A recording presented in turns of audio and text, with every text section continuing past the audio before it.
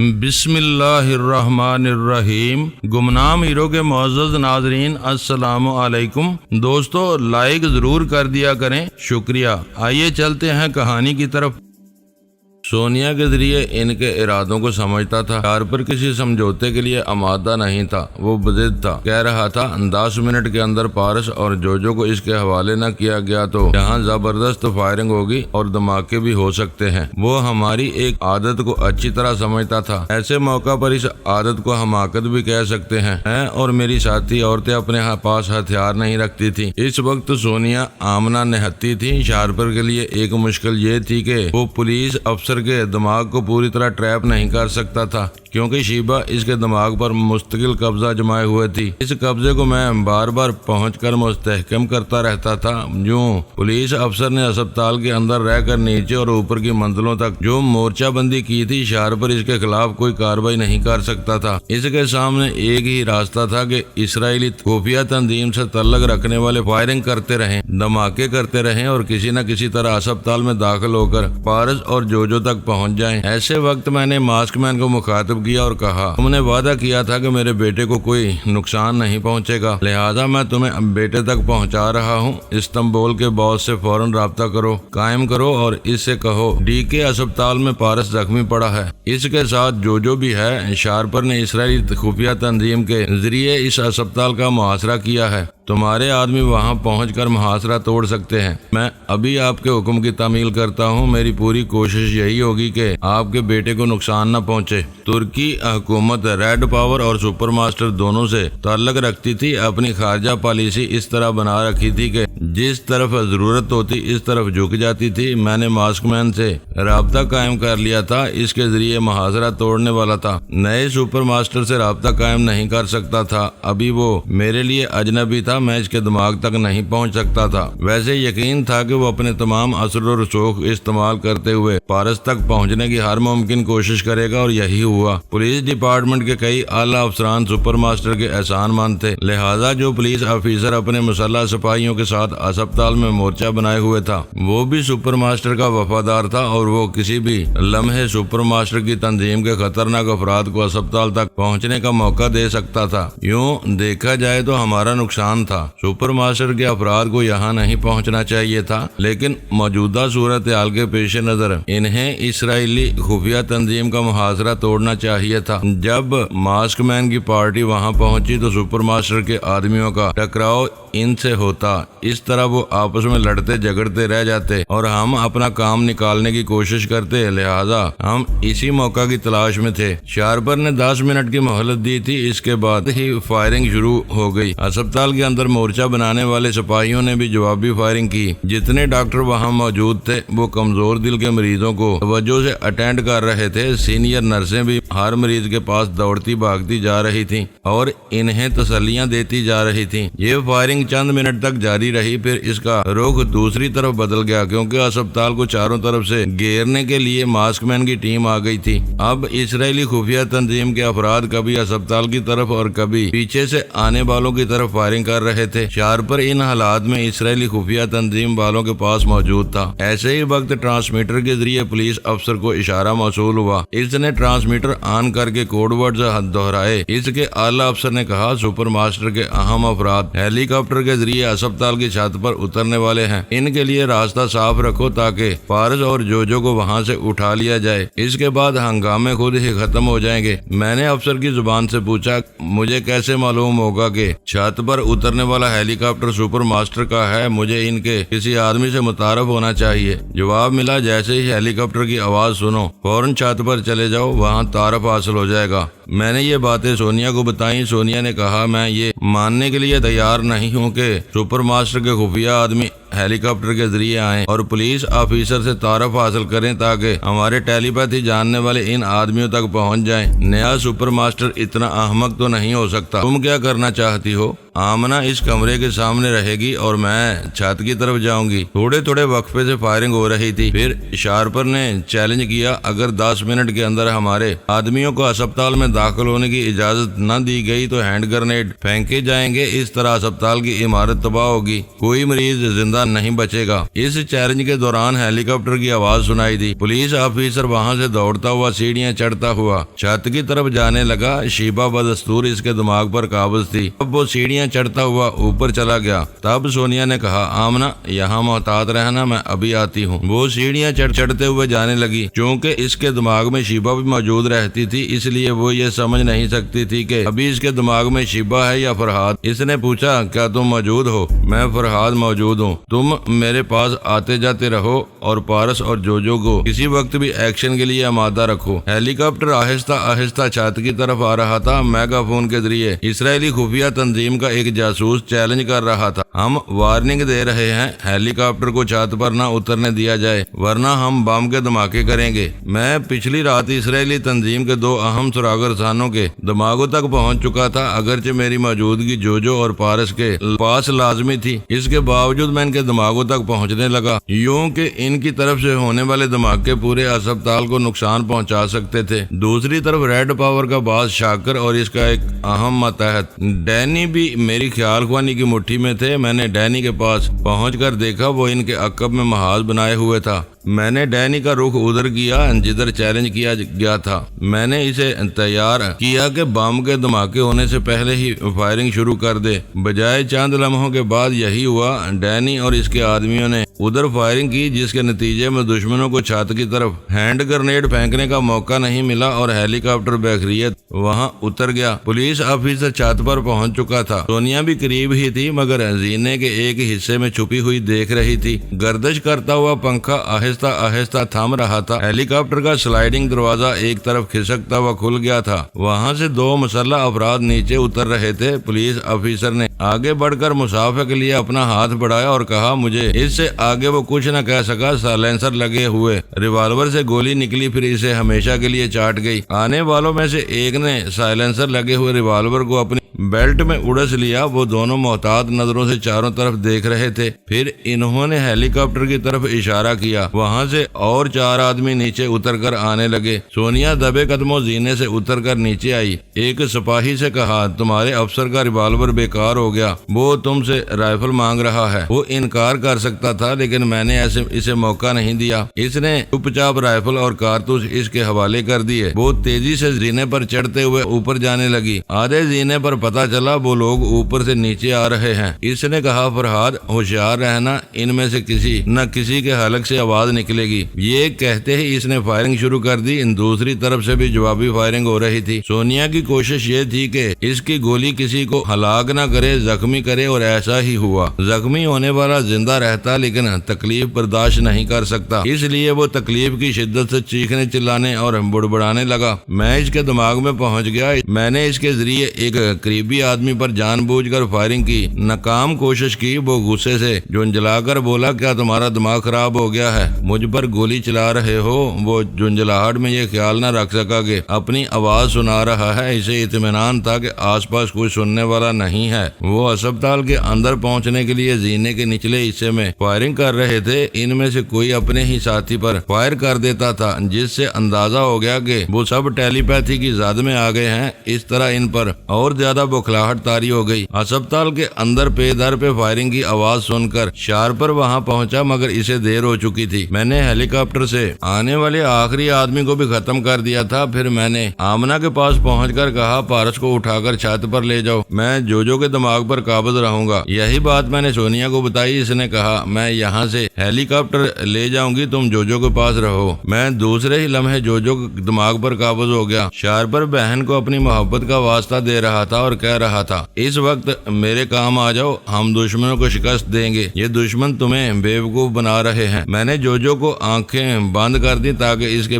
ذریعے شارپر یہ نہ دیکھ سکے کہ آمنہ پارس کو اٹھا کر لے جا رہی ہے۔ جب وہ چلی گئی تو میں نے اس کی آنکھیں کھول دی، لیکن اسے بستر کی طرف دیکھنے نہیں دیا۔ دروازے کی طرف چلاتا ہوا لے گیا۔ شارپر پوچھ رہا تھا، جوجو مجھے بتاؤ تم کہاں جا رہی ہو؟ جوجو میری بہن، میں تمہارا بھائی شارپر بول رہا ہوں۔ وہ ایسا کہنے کے دوران اس کے سر کو ادھر ادھر گھما کر اس کمرے کو اور بستر کو دیکھنا چاہتا تھا، مگر میں نے موقع نہیں دیا۔ وہ کمرے سے باہر نکل گئی۔ دروازہ بند ہو گیا۔ باہر سونیا کھڑی ہوئی تھی۔ میں نے کہا، اسے سنبھال संभालो। इसने यकबार की जोजो का हाथ पकड़कर खींचा, इसे अपने कंधे पर लादा, फिर वहां से दौड़ती हुई जीने पर चढ़ती हुई छत की तरफ जाने लगी। मैं बदस्तूर जोजो के दिमाग में था। इसकी आंखें बंद थी। इशारे पर ये मालूम नहीं कर सकता था कि सोनिया इसे कहाँ ले जा रही है। वो बुरी तरह उलझ गया था। इधर जोजो के जरिए कुछ मालूम नहीं कर सकता था, उधर इसराइली खुफिया तंजीम के अफराद दो तरफा फायरिंग में घिर गए थे। अस्पताल के अंदर से पुलिस वाले फायरिंग कर रहे थे और इनके अकब से रेड पावर वाले गोलियों की बौछार कर रहे थे।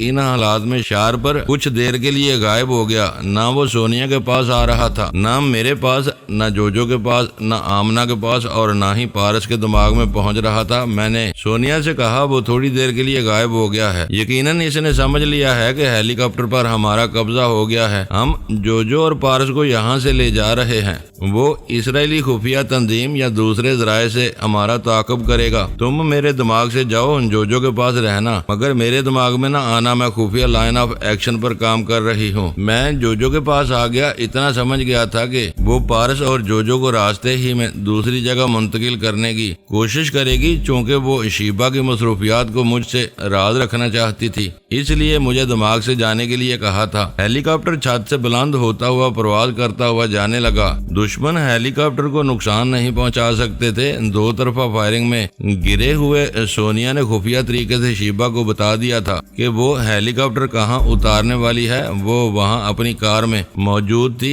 हेलीकॉप्टर वहीं उतरा। आमना ने पारस को अपने शाने पर लाद लिया, वहां से दौड़ती हुई कार की तरफ जाने लगी। शीबा ने पिछला दरवाजा खोल दिया था। आमना ने पारस को पिछली सीट पर लिटा दिया। जोजो इसके पास बैठ गई। फिर आमना स्टीयरिंग सीट के पास शीबा के करीब आ गई। इसके बाद वो कार स्टार्ट होकर जाने लगी। सोनिया ने हेलीकॉप्टर को जमीन से बुलंद किया। अब वो परवाज करते हुए किसी दूसरी जगह जाकर दूसरे हेलीकॉप्टर में आने वाले दुश्मनों को भटकाने वाली थी। मैं जोजो के दिमाग में था और शायद शीबा इस बात को समझती थी। हमारे दरमियान अजनबियत की एक अजीब सी दीवार खड़ी हुई थी। सोनिया ने मुझे मना किया था कि मैं शीबा को कभी मुखातब न करूं, इसे मौका दूं कि वो बड़े से बड़ा कारनामा अंजाम देती रहे। इसके बाद वो फखर से खुद तुम्हें मुखातब करेगी। लिहाजा मैं खामोश था। इसके करीब रहते हुए भी इसे मुखातब नहीं कर सकता था। फौजी अफसरान के खुफिया इजलास में यह तय पाया था कि सुबह 5 बजे कैदी पारस को फौजी बैरक से दूसरी जगह मुंतकिल कर दिया जाएगा। ये बात मुझे रात के 2 बजे मालूम हुई थी। मैंने फैसला किया अब 3 घंटे के लिए नहीं सोऊंगा। 5 बजे से पहले पारस के पास पहुंच जाऊंगा। इतना वक्त गुजारने के लिए मैं पारस अव्वल और जोजो के पास चला गया था। इन दोनों के साथ जो कुछ हुआ वो मैं बयान कर चुका हूँ, लेकिन मामला पेचीदा थे। पारस बुरी तरह जख्मी हो गया था, जिंदगी और मौत की कश्मकश में मुब्तला हो गया था। इसलिए मैं कैदी पारस की तरफ ध्यान न दे सका। जब शीबा और आमना, पारस और जोजो बखरियत एक गाड़ी में सफर करते हुए जाने लगे तो मैं मुतमिन होकर अपनी जगह हाजिर हो गया। इस वक्त सुबह के 6 बज रहे थे। पारस को मुंतकिल कराने का वक्त गुजर चुका था। मैंने फौरन ही राजेश के दिमाग में पहुंचकर मालूम किया वो बेचारा इस मामले में अनजान था। इसकी सोच ने बताया कि बैरक से चंद गैर मारूफ फौजी अफसरान आए थे। इन्होंने अपनी शिनाख्त कराई थी, लेकिन जुबान से एक लफ्ज अदा नहीं किया था। इस तरह वो एक गाड़ी में पारस को ले गए थे। शायद रसवंती भी इन अजनबी अफसरान के दिमाग तक पहुंचने में नाकाम रही थी। मैं पारस दोम के दिमाग में पहुंचा। वो एक छोटे से बंगले में था। इस वक्त बरामदे में खड़ा हुआ दूर तक देख रहा था। इसके जरिए पता चला बंगले के चारों तरफ जो दीवारें हैं वो बहुत ऊंची हैं। बाहर से गुजरने वाले बंगले के अंदर देख नहीं सकते। वो हदबंदी लंबाई में तकरीबन 600 गज और चौड़ाई में 400 गज होगी। इसके चारों गोशों पर 4 ऊंचे मचान बने हुए थे, जिन पर 2-2 मुसल्ला जवान पहरा दे रहे थे। हदबंदी के अंदर बहुत खूबसूरत बागीचा था। तैरने के लिए स्विमिंग पूल था। बंगले में इसके साथ मोना सांची और फौज का एक जूनियर अफसर था जो पारस की जरूरियात का ख्याल रखने के लिए मुकर्रर किया गया था। मोना सांची को हुक्म दिया गया था कि वही खाना पकाया करेगी और बंगले की सफाई किया करेगी। इसके और जूनियर ऑफिसर के सिवा किसी तीसरे को बंगले के अहाते में दाखिल होने की इजाजत नहीं थी। मैंने ख्याल ख्वानी खत्म कर दी, आंखें खोल दी। मेरे सामने माला बैठी हुई थी। छत पर बिछी हुई चांदनी, इस पर रखे हुए गाँव तक ये फलों से भरा हुआ थाल, दूध से भरा हुआ जग और गिलास सब के सब वैसे ही रखे हुए थे और वो बेचारी मेरे इंतजार में बैठे बैठे रात गुजार चुकी थी। मैंने आंखें खोलकर इसे देखा। इसने नजरें झुका ली। झुकी हुई नजरों में बेपनाह शिकायतें थी। वो जुबान से कुछ नहीं कह रही थी। इसने मोतिया का हार जूड़े में गूंद रखा था जो मुरझा रहा था। वो जूड़ा खोलने लगी, हार को अलग करने लगी। फिर इसने मुरझाए हुए हार को दोनों हथेलियों पर रखकर मेरे सामने पेश किया। मैंने इसे उठाकर सूंघा, फिर कहा, इसमें रात भर के इंतजार की खुशबू है। मेरे साथ रहोगी तो ऐसा ही होगा। मैं इतना ही कह सकता हूँ कि ये सूरज जिसने तुम्हारे अरमानों भरी रात को समेट लिया है फिर डूब जाएगा, रात फिर आएगी। मैं कुछ और भी कहना चाहता था मगर चुप हो गया। सीढ़ी पर खट खट की आवाज सुनाई दी। माला ने चौंक कर इधर देखा। इसका अंधा बाप छड़ी टेकता हुआ ऊपर आ गया था और पूछ रहा था, माला तुम कहाँ हो बेटी? वो घबराकर उठ गई। हिचकिचाते हुए कहने लगी, डैड मैं यहाँ हूँ, यूं ही ताजा हवा खाने आई हूँ। मैं कब से तुम्हारा इंतजार कर रहा हूँ। आज तुमने बेड टी लाकर नहीं दी। वो बोलता हुआ आगे बढ़ रहा था, फिर चौंक कर रुक गया। अपनी छड़ी से टटोलते हुए फर्श पर बिछी हुई दरी और चांदनी को महसूस करते हुए बोला, ये क्या? ये तो बिस्तर मालूम होता है। क्या तुम रात को यहाँ सो रही थी? जी हाँ, मैं गर्मी महसूस कर रही थी लिहाजा ऊपर आ गई। वो अंधा ख्लाब में तक रहा था और सोच रहा था। फिर इसने पूछा, तुम्हारा वो मेहमान धनराज कहाँ है? मैं पहले ही उठकर खड़ा हो गया था। दबे कदमों जरा पीछे हट गया था क्योंकि वो बातें करता हुआ मेरी ही तरफ आ रहा था। वो मुझे पा ना सका लेकिन छड़ी ने फलों से भरे हुए थाल तक इसे पहुंचा दिया। इसने बैठकर फलों को छूकर देखा। टटोलने के दौरान इसका हाथ भरे हुए जग से लगा। इसने जग उठाया, इसे सूंघा और समझ लिया कि दूध है। इसका दिमाग चीख चीख कर कह रहा था कि क्या इतने सारे फल माला अकेली खाएगी? क्या एक जग दूध तन्हा पिएगी? नहीं, मेरी बेटी ऐसी नहीं है। मैं इस पर नाज करता हूँ। मैं दुनिया वालों से कहता हूँ, अंधा हूँ तो क्या हुआ, मेरी आंखें मेरी बेटी है। इसने छड़ी को फिर मजबूती से पकड़ लिया। कहने लगा, नहीं, मेरी बेटी ऐसी नहीं हो सकती। मुझे इस पर यकीन करना चाहिए। वो सोचता हुआ छड़ी को इधर से उधर ले जाकर टटोलने के अंदाज में कुछ समझने की कोशिश करने लगा। इस वक्त मैं दबे कदमों चलता हुआ अपनी चप्पलों तक पहुंच गया था ताकि इन्हें पहनकर दूर चला जाऊं, मगर इससे पहले ही इसकी छड़ी का आखिरी सिरा मेरी एक चप्पल में जाकर फंस गया। इसने इसे उठाकर अपने हाथों में लेकर देखा, फिर ऐसा दंग रह गया जैसे इसका दम रुक रहा हो। मैंने और माला ने परेशान होकर एक दूसरे को देखा। फिर माला हिचकिचाते हुए बोली, डैड ये मेरी चप्पल है। बेटी अंधा जरूर हूँ मगर अहमक नहीं हूँ। अगर मेहमान की ये चप्पल मेरे सर पर मारने के लिए लाई हो तो फिर आओ, देर क्यों करती हो?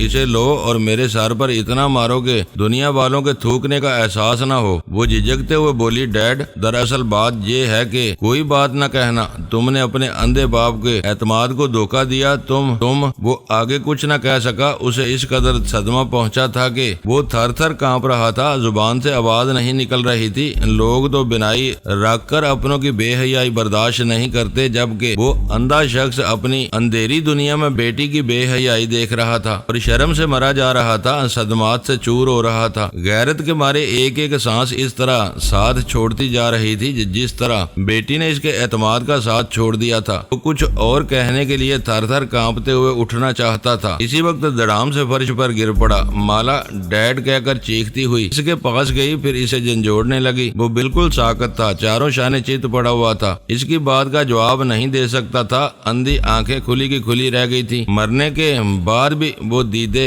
हैरत से फैले हुए थे। शायद पूछ रहे थे, क्या बेटियां अंधे बाप के एतमाद को इसी तरह ठेस पहुंचाती हैं? वो थोड़ी देर तक झंझोड़ कर बाप को आवाज देती रही। फिर इसने पूछा, देखो इन्हें देखो क्या हो गया है। मेरा सर शर्म से झुका हुआ था। मैंने आहिस्तगी से कहा, मैंने एक गैरतमंद की बेटी को हाथ लगाया है। उस हाथ से इस गैरतमंद को छू नहीं सकता। इनकी आंखें बंद कर दो। माला नहीं कहकर चीखती हुई बाप से लिपट गई। मैं वहां से सर झुकाकर सीढ़ियां उतरता हुआ कमरे में आ गया। इन लम्हात में शिद्दत से एहसास हो रहा था कि मैंने एक शरीफ घराने की खुशी लूटी है। मैंने दूसरा लिबास लिया, फिर बाथरूम में जाकर गुस्ल करने लगा। ये जो रंगीन और जज्बाती कहानियां होती हैं जिनमें हुस्न होता है, शबाब होता है, रंगीन और संगीन रात के बहकते हुए लम्हात होते हैं, तो इन्हें पढ़ने में कितना लुत्फ आता है इस बात की तरफ ध्यान नहीं जाता कि एक शरीफ घराने की इज्जत एक गैरतमंद बाप की खुददारी को कुचल कर इतनी रंगीन कहानियां और जज्बाती अफसाने तराशे गए हैं। ایک بنی ہوئی ٹانگ کو نوچ نوچ کر کھاتے وقت یہ کون سوچتا ہے کہ مرغی اپنی جان سے گئی، وہ تو جاتی ہی ہے۔ اس کے باپ کی لاش نیچے لائی گئی تھی۔ ٹیلی فون کے ذریعے عزیزوں رشتہ داروں کو اطلاع دی جا رہی تھی۔ میں نے لباس بدل کر وہاں سے نکلتے ہوئے سوچ کے ذریعے کہا، مالا میں اس ماتمی ماحول میں رہوں گا تو ندامت سے مرتا رہوں گا۔ تمہارے پتا جی کا کریا کرم ہو جائے گا تو رات تک واپس آ جاؤں گا۔ وہ روتے ہوئے بولی، دیکھو فرہاد، ایسی حالت میں چھوڑ کر نہ جانا، میرا دنیا میں کوئی نہیں ہے۔ میرا یہ مان رکھنا کہ واپس آ کر میرے آنسو پوچھو گے۔ میں وہاں سے چلا آیا۔ راستے میں اخبار فروش داروغہ منگل پانڈے کے نام لے کر چیخ چیخ کر اخبار بیچ رہا تھا۔ آج کے تمام اخبارات میں منگل پانڈے کی بڑی بڑی تصویریں شائع ہوئی تھیں۔ اس کا یہ کارنامہ بڑھا چڑھا کر بیان کیا گیا تھا کہ اس نے تنہا درجنوں مسلح مجرموں کا مقابلہ کیا ہے۔ اسے اسسٹنٹ سپرنٹینڈنٹ بنانے کا سرکاری وعدہ کیا گیا تھا اور دہلی میں اس کی رہائش کے لیے ہیڈ کوارٹر کے احاطے میں ایک چھوٹا سا بنگلہ الاٹ کیا گیا تھا۔ میں ایک آٹو رکشے میں بیٹھ کر اس بنگلے میں پہنچ گیا۔ اس نے مجھے دیکھتے ہی چیخ مار کر دوڑ لگائی اور آ کر لپٹ گیا۔ کہنے لگا، دیکھو دیکھو، آج کا کوئی اخبار ایسا نہیں ہے جس میں میری تصویر نہ ہو، جس میں میرے کارنامے شائع نہ کیے گئے ہوں، اور یہ دیکھ رہے ہو، یہ چھوٹا سا بنگلہ مجھے مل گیا ہے۔ میں نے اس کے کان میں کہا، اپنی خوشی میں یاد رکھنا کہ میں مہا جوتشی نہیں ہوں۔ تمہیں پھر خوشخبری سنا دوں کہ اس سے بڑی کوٹھی الاٹ کی جانے والی ہے۔ وہ مارے خوشی کے تڑپ کر بولا، یار اتنی خوشخبری مت سناؤ، میرا جی چاہتا ہے ابھی تمہارے قدموں سے لپٹ جاؤں۔ ہم دونوں ایک دوسرے کے گلے میں باہیں ڈالے اندر آئے۔ اندر فرش پر اور بڑی سی میز پر اخبارات بکھرے پڑے تھے۔ اس نے ایک سپاہی کو حکم دیا کہ تمام اخبارات سمیٹ کر ترتیب سے رکھے جائیں اور ہمارے لیے بہترین ناشتہ لایا جائے۔ میں نے کہا، میں ناشتہ کرنے کے بعد سو جاؤں گا۔ اس نے معنی خیز انداز میں میرے بازو پر ہاتھ مارتے ہوئے کہا، سمجھ گیا، ساری رات جاگتے رہے ہو۔ جاگتا رہا مگر ٹریجڈی ہو گئی۔ میں نے مالا کے باپ کے مرنے کی رویداد سنائی تو اس نے کہا، چلو جو ہوا سو ہوا، پہلے یہ بتاؤ تمہارا اس دنیا میں کوئی نہیں ہے نا؟ یہ پوچھ کر کیا کرو گے؟ میں تمہیں زندگی بھر اپنے ساتھ رکھوں گا، تمہیں کہیں جانے نہیں دوں گا۔ ایسا ظلم نہ کرنا۔ تمہیں کیا معلوم کہ تمہارے ہاتھ کی لکیریں کیا کہہ رہی ہیں؟ اس نے جلدی سے پوچھا، کیا کہہ رہی ہیں؟ ہمارا تمہارا ساتھ ہمیشہ نہیں ہو سکتا، زیادہ ساتھ رہے گا تو تمہارے لیے ایک ٹریجڈی ہوگی۔ ارے ٹریجڈی کی ایسی کی تیسی، میں تمہارے لیے دنیا کی ساری مصیبتیں برداشت کرنے کے لیے تیار ہوں۔ بولو کیا ٹریجڈی ہو سکتی ہے؟ میں ایک بار ذرا اچھی طرح ہاتھ دیکھنا چاہتا ہوں، اس کے بعد بتاؤں گا۔ اس نے جلدی سے ہتھیلی پھیلا دی۔ میں نے تھوڑی دیر تک غور سے دیکھنے کے بعد کہا، یہ لکیر کہہ رہی ہے میں تمہارے زیادہ ساتھ رہوں گا تو تم عورت کے معاملے میں بے حد کمزور ہوتے جاؤ گے۔ ہر 12 گھنٹے بعد کوئی نہ کوئی تمہاری پٹائی کیا کرے گی۔ یار کیوں مذاق کرتے ہو؟ میں اتنا بڑا پولیس آفیسر بنتا جا رہا ہوں، کسی عورت کی کیا مجال ہے کہ وہ میری طرف آنکھ اٹھا کر بھی دیکھے؟ میں نے لکیروں میں جو دیکھا ہے وہ بتا دیا۔ یقین کرو یا نہ کرو، تم ضد کرتے ہو تو تمہارے ساتھ رہوں گا، مگر نتیجہ تمہارے سامنے آئے گا۔ دیکھ یار دھنراج،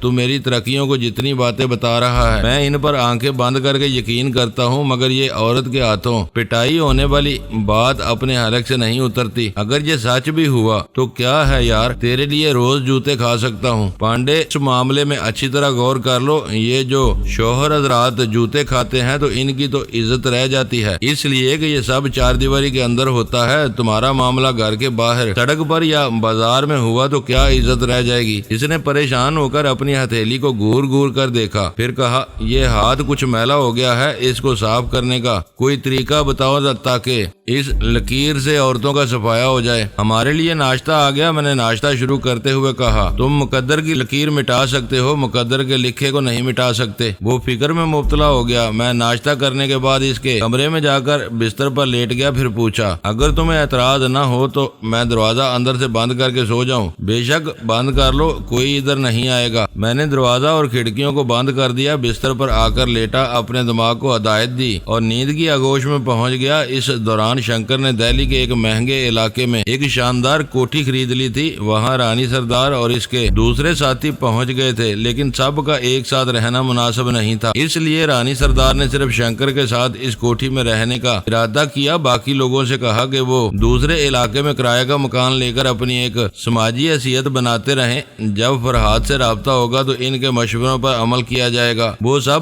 میرے منتظر تھے۔ کل کا آدھا دن اور پوری رات گزر گئی تھی، میں نے رابطہ قائم نہیں کیا تھا۔ وہ میرے मेरे लिए कुछ परेशान भी थी। शंकर रानी सरदार को दिलासे दे रहा था, आप इत्मीनान रखें, इन्हें कुछ नहीं होगा। आपने खुद देखा है कि पुलिस फोर्स दोबारा हमें घेर चुकी थी, कहीं से निकलने का रास्ता नहीं था। इन्होंने कितनी आसानी से निकाल दिया था, भगवान ने चाहा तो वो सही सलामत आएंगे। मैं शाम 4 बजे तक गहरी नींद सोता रहा, फिर दरवाजा खोलकर बाहर आया। मंगल पांडे ने कहा, यार तुमने तो सोने की हद कर दी, मैं 1 बजे से तुम्हारे जागने का इंतजार कर रहा हूँ। मैंने पूछा, खैरियत तो है? तुम बाथरूम से आ जाओ, फिर मैं इत्मीनान से बात करूंगा। मैं बाथरूम में चला गया और इसके ख्यालात पढ़ने लगा। पता चला इसे सरकारी कागजात के मुताबिक असिस्टेंट सुपरिटेंडेंट ऑफ पुलिस बना दिया गया है, लेकिन साथ ही अफसर आला ने एक बहुत बड़ा केस इसके हवाले किया है, और वो ये कि रानी सरदार नामी एक डाकू औरत अपने साथियों के साथ दिल्ली की तरफ आई है। इस गिरोह के साथ फरहाद था। मोतबर दराए से मालूम हुआ है कि फरहाद ये मुल्क छोड़ चुका है, लेकिन वो गिरोह दिल्ली की तरफ आते आते गायब हो गया है। इनके किसी एक आदमी का भी सुराग नहीं मिल रहा है। अब इनका सुराग लगाने की जिम्मेदारी मंगल पांडे पर आयद की गई थी। वो सोच रहा था, अगर मैं इस गिरोह को ढूंढ निकालूंगा तो दिल्ली में मेरी पोस्टिंग पक्की हो जाएगी। मैं बाथरूम से बाहर आया, इसने लपक कर मेरा हाथ थाम लिया, अपने हाथ मेरे हाथ पर रखते हुए कहा, जल्दी बताओ, क्या मैं इस गिरोह को गिरफ्तार कर लूंगा? मैंने अनजान बन के पूछा, किस गिरोह की बातें कर रहे हो? वो वही बताने लगा जो मैं इसके दिमाग से पढ़ चुका था। मैंने इसके हाथ को बगौर देखते हुए जरा परेशानी का इजहार किया। इसने घबराकर जल्दी से पूछा, क्या बात है? मैंने बहुत ही मुर्दा दिली से कहा, तुम्हें कामयाबी होगी। अरे यार, तो रोते क्यों हो? बोल रहे हो, खुश होकर बोलो। खुश कैसे हो सकता हूँ? कामयाबी के लिए वही शर्त है। कौन सी शर्त? यही कि हम दोनों को साथ रहना होगा। ये तो खुशी की बात है, मैं यही चाहता हूँ, मगर साथ रहने से वही औरतों वाली ट्रेजेडी होगी, यानी कोई औरत मंगल पांडे जैसे दारोगा को मारेगी, जबकि मैं असिस्टेंट सुपरिटेंडेंट ऑफ पुलिस हो चुका हूँ। तुम चाहे सारी दुनिया पर हुकूमत करने लगो, लेकिन मेरे साथ रहोगे तो हर 12 घंटे में कोई ना कोई औरत तुम्हारी पिटाई करेगी। वो परेशान होकर बेइख्तियार मुझसे दूर हो गया। मुझे सर से पांव तक देखते हुए कहने लगा, यकीन नहीं आता, मगर तुमने जितनी पेशन गोइयां की सब दुरुस्त साबित हुई। मैं क्या करूं, मेरी समझ में नहीं आता। सीधी सी बात है, कुछ दिनों के लिए मेरा साथ छोड़ दो। इस गिरोह को गिरफ्तार कैसे करूंगा? तुम साफ साफ कह दो, अभी तुम्हारी तबीयत ठीक नहीं है, बल्कि मेडिकल बुनियाद पर कुछ दिनों की छुट्टी ले लो। नहीं, ये नहीं हो सकता। अभी मेरी तरक्की के गुण गाए जा रहे हैं, अखबारात मेरी तारीफें कर रहे हैं। ऐसे में एक और कारनामा अंजाम दूंगा तो लोग मेरे दीवाने हो जाएंगे, मुझे कंधों पर बिठाकर जुलूस निकालेंगे, और वो जो हर 12 घंटे में औरतें तुम्हारा जुलूस निकालेंगी, इसका क्या होगा? वो परेशान होकर इधर से उधर टहलने लगा, फिर बोला, कोई बात नहीं, देखा जाएगा। मैं देखूंगा कि किस औरत में इतना दमखम है। मैं तुम्हें नहीं छोड़ूंगा, तुम मेरे साथ रहोगे, और मैं इस गिरोह को गिरफ्तार करके दिखाऊंगा। अगर तुम जिद करते हो तो मैं साथ रहूंगा। अब जल्दी से बताओ, मैं इन्हें किस तरह गिरफ्तार कर सकता हूँ? सीधी सी बात है, वही तरीका इख्तियार करो जो अब तक करते आए हो, यानी किसी मुजरिम का हाथ मुझे दिखा दो, मैं इनके गिरोह तक पहुँच जाऊंगा। मुझे कैसे मालूम होगा कि तुम्हें किसका हाथ दिखाना है? परेशान क्यों होते हो? वो हाथ तुम्हारे हाथों में आएंगे और तुम इनमें हथकड़ियां डालोगे। इसके लिए एक काम करना होगा, मैं 1000 करूंगा, जल्दी बताओ। ऐसी तमाम फाइलों का मुतालिया करो जिनमें मुजरिम औरतें हैं और जो बड़ी बड़ी वारदात करती हैं। तुम वो फाइलें ले आओ, इनकी तस्वीरें भी मुझे दिखाओ, फिर हम वहां पहुंचने की कोशिश करेंगे। फाइलें दर्जनों होंगी, यहाँ लाना मुनासिब है, वो सब दफ्तरी राज होते हैं। सिर्फ मुजरिम औरतों की तस्वीरें निकाल कर ले आओ, फिर वहाँ ले जाकर रख देना। वो राजी हो गया और इसी वक्त रिकॉर्ड रूम की तरफ चला गया। मैंने दरवाजे को अंदर से बंद किया, फिर एक कुर्सी पर बैठकर माला को मुखातिब किया। वो रिश्तेदारों के दरमियान सारी झुकाए बैठी हुई थी, एक सादा सी साड़ी पहने हुई थी, बाल बिखरे हुए थे। इसे बाप के मरने के लिए बेहद सदमा था। सदमा इस बात का ज्यादा था कि बाप की मौत इसकी वजह से हुई है। वो खुद को एक मुजरिम समझ रही थी। मेरे मुखातिब करने पर दिल में हल्की सी खुशी की एक लहर पैदा हुई, फिर वो लहर दब गई। सदमात ने घेर लिया। वो दोनों हाथों से मुंह ढांप कर रोने लगी। आसपास बैठी हुई रिश्ते की औरतें इसे थपक कर तसल्लियां देने लगी थी। मैंने कहा, मुझे अफसोस है। मैंने फिर रुला दिया। वो सोच के जरिए बोली, नहीं फरहाद नहीं, तुम्हारे मुखातिब करने पर तो दिल भर आया कि अभी कोई मेरा है। तुमने वादा किया है कि क्रियाक्रम हो जाने के बाद आओगे। यहाँ सब कुछ हो चुका है, रिश्तेदारों के सामने आना मुनासिब नहीं है। मैं कल मुलाकात करूंगा। मैं बहुत टूट गई हूँ, किसी का सहारा चाहती हूँ और वो सहारा तुम्हारा ही हो सकता है। तुम यहाँ नहीं आ सकते, मैं तुम्हारे تمہارے پاس آؤں گی، تم کہاں ہو؟ میں تھوڑی دیر بعد بتاؤں گا۔ میں واپس آ گیا۔ منگل پانڈے دروازہ کھول کر اندر آیا تھا، اپنی جیب میں ہاتھ ڈال کر آہستگی سے کہہ رہا تھا، یہ تصویریں چھپا کر لایا ہوں، جلدی دیکھو پھر انہیں واپس لے جا کر رکھ دوں گا۔ اس نے میرے سامنے چھوٹی سی میز پر تصویریں رکھ دی، دروازے کو اندر سے بند کر دیا۔ میں ایک ایک تصویر اٹھا کر دیکھنے لگا۔ وہاں 15 تصویریں تھیں، ان میں زیادہ تر بوڑھی یا ادھیڑ عمر عورتیں تھیں۔ جرائم کی دنیا میں اتنی ہی عمر کو پہنچنے تک پختگی آتی ہے۔ 4 یا 5 تصویریں جوان عورتوں کی تھیں۔ رانی سردار کے سلسلے میں یہ رپورٹ پہلے سے درج تھی کہ وہ ایک جوان عورت ہے، ڈاکہ ڈالتے وقت منہ پر نقاب رکھتی ہے، صرف آنکھیں کھلی رکھتی ہے، چہرے سے کوئی اس کی عمر کا اندازہ نہیں کر سکتا، صرف اس کے ہاتھ پاؤں، اس کی پھرتی اور اس کی گھوڑ سواری سے اندازہ لگایا گیا ہے کہ وہ ایک جوان عورت ہے۔ میں جوان عورتوں کی تصویریں باری باری دیکھنے لگا اور ایک ایک تصویر کی آنکھوں میں جھانکنے لگا۔ جھانکتے جھانکتے ان کے دماغوں تک پہنچنے لگا۔ منگل پانڈے نے کہا، تم ان لڑکیوں کا چہرہ دیکھ رہے ہو یا لکیریں؟ چہروں پر لکیریں نہیں ہوتی۔ میں نے سر اٹھا کر کہا، جو بہت بڑا جوتشی ہوتا ہے وہ قیافہ شناس بھی ہوتا ہے، انسانی حرکات و سکنات کو خوب سمجھتا ہے، اس طرح وہ ساری باتیں ایک جگہ جمع کر کے پیشن گوئی کرتا ہے۔ تم کیا سمجھتے ہو؟ کیا میں صرف ہاتھ کی لکیریں دیکھتا ہوں؟ میں تو تمہارا چہرہ بھی پڑھتا ہوں، میں مجرموں کا بھی چہرہ پڑھتا ہوں۔ کیا تم لوگوں کو ٹریننگ کے دوران یہ نہیں سمجھایا جاتا کہ کس طرح مجرموں کے چہرے کو سمجھنا چاہیے اور ان کی آنکھوں میں جھانک کر ان کے سچ اور جھوٹ کا پتہ چلانا چاہیے؟ وہ تائید میں سر ہلانے لگا۔ میں نے کہا، مجھے ڈسٹرب نہ کرو، ذرا غور سے ان چہروں کو پڑھنے دو۔ میں ان تصویروں کو غور سے دیکھنے لگا۔ ایک نوجوان عورت کا نام لارا تھا، اس کا تعلق جرمنی سے تھا۔ وہ ایک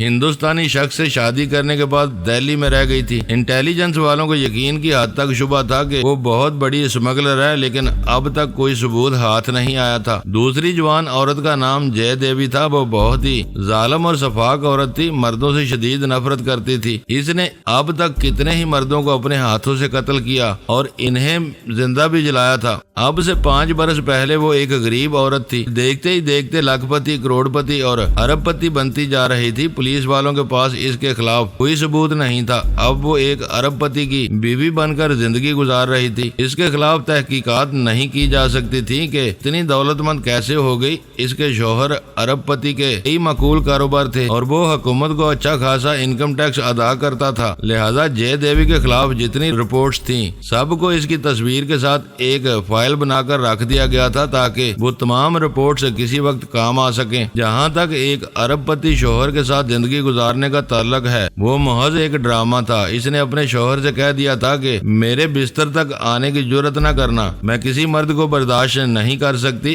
اگر تم نے مردانگی دکھانے کی حماقت کی تو اربوں کی دولت بھی ہاتھ سے جائے گی اور تمہاری زندگی بھی۔ دولت تو پھر بھی ہاتھ آ جائے گی، زندگی واپس نہیں آئے گی۔ میں نے تمام تصویریں دیکھتے ہوئے کہا، انہیں واپس رکھ کر آؤ، ہم یہاں سے چلیں گے، میری سمجھ میں کچھ آ رہا ہے۔ وہ خوش ہو کر چلا گیا۔ میں جے دیوی کے خیالات پڑھنے لگا۔ ایک بات ہمارے حق میں یہ تھی کہ وہ بھی شملہ گئی ہوئی تھی اور کل ہی دہلی واپس آئی تھی۔ میں نے رانی سردار کے دماغ میں پہنچ کر پوچھا۔ میں نے ہوٹل میں اپنا لباس اتار کر دھوتی اور قمیض پہنی تھی۔ میرا اتارا ہوا لباس یعنی پتلون اور شرٹ کہاں ہے؟ وہ مسکراتے ہوئے بولی، میرے پاس ہے، میں اسے حفاظت سے رکھتی ہوں۔ میں ایک پتہ بتا رہا ہوں، لباس لے کر ادھر چلی جانا، مگر اب سے ٹھیک 2 گھنٹے بعد۔ میں نے اسے پتہ بتا دیا۔ یوں تو اس لباس کے بغیر بھی کام چل سکتا تھا، لیکن پولیس والے اور انٹیلیجنس والے بھرپور تحقیقات کر رہے تھے۔ ہم نے جہاں سے ملبوسات اور دوسری ضروریات کی چیزیں خریدی تھیں، وہاں کے ایک اسٹور سے یہ رپورٹ ملی تھی کہ پہننے کے لیے کس قسم کے لباس خریدے گئے تھے۔ چونکہ رانی سردار کے تمام آدمی دھوتی قمیض یا پجامہ کرتا پہنتے تھے، اس لیے خاص طور سے پتلون اور شرٹ پر زیادہ توجہ دی گئی۔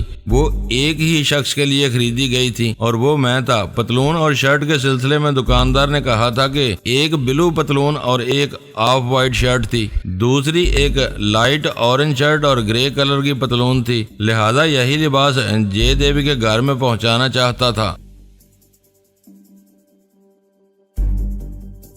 دوستو، ویڈیو کو لائک ضرور کر دیا کریں۔ ISI پاک آرمی زندہ باد، پاکستان پائندہ باد۔ معزز ناظرین، اپنا خیال رکھیے گا اور اپنے اس چینل کا بھی شکریہ۔